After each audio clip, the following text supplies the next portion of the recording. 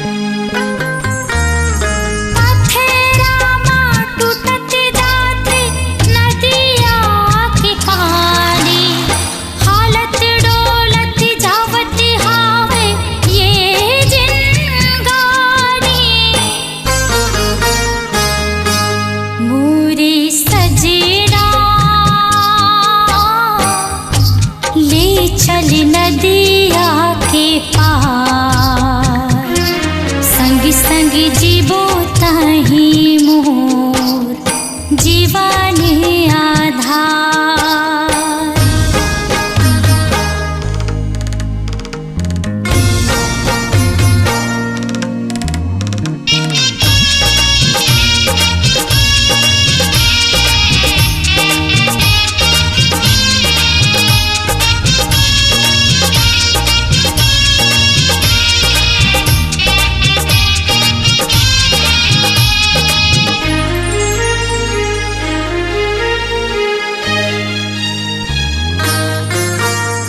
नदिया के पार जाके बछर बिताबो, गाँव गली के सुरतामा गोहराबो।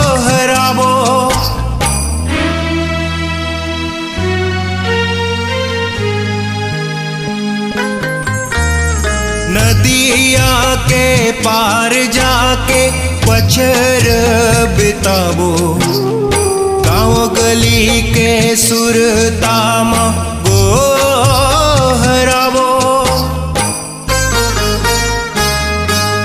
मोरे सजनी ले जाऊं नदिया के पार, संग संग जीवो ताही मोर जीवन आधार।